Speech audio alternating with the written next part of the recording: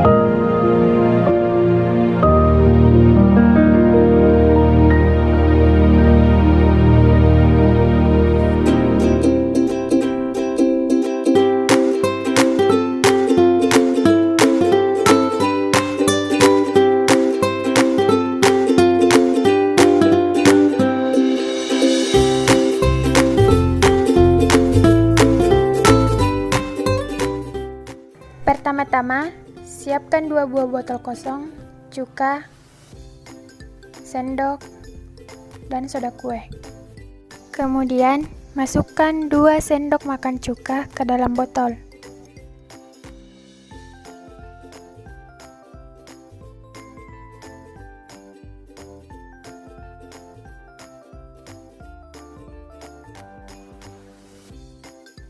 Siapkan 2 buah balon, sendok, dan soda kue. Masukkan 1 sendok baking soda ke dalam balon berwarna biru.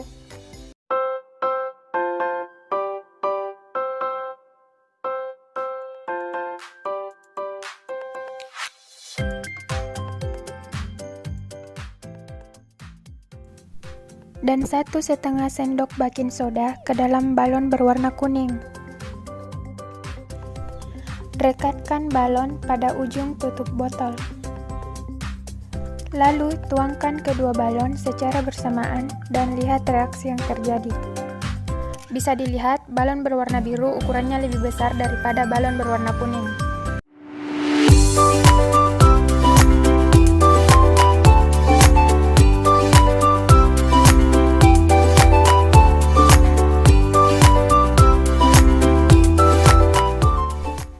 Pertama-tama, masukkan 2 sendok makan cuka ke dalam masing-masing gelas.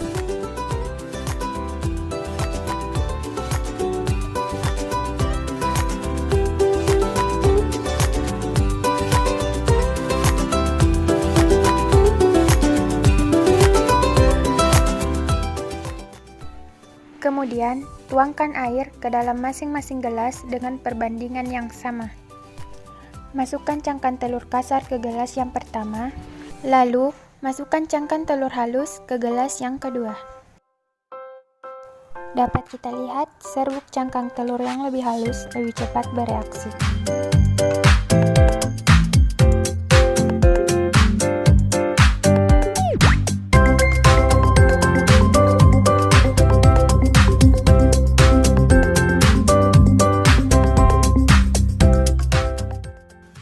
Pertama-tama, masukkan 4 sendok cuka ke dalam masing-masing gelas.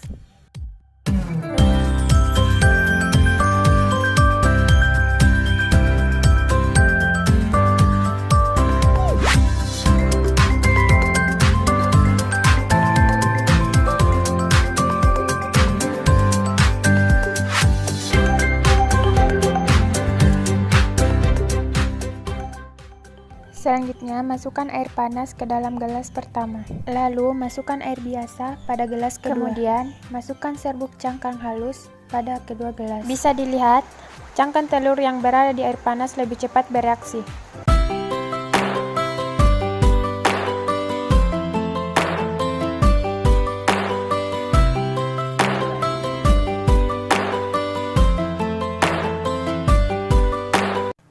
Siapkan 3 buah gelas plastik dan masukkan pemutih ke dalam gelas pertama dan ketiga. Selanjutnya, masukkan cuka ke dalam gelas kedua dan ketiga.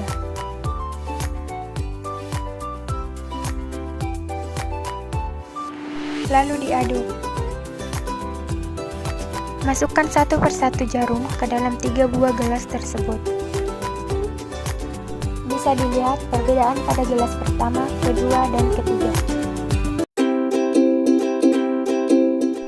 Ada 4 faktor yang mempengaruhi laju reaksi, diantaranya konsentrasi, luas permukaan, suhu, dan katalis.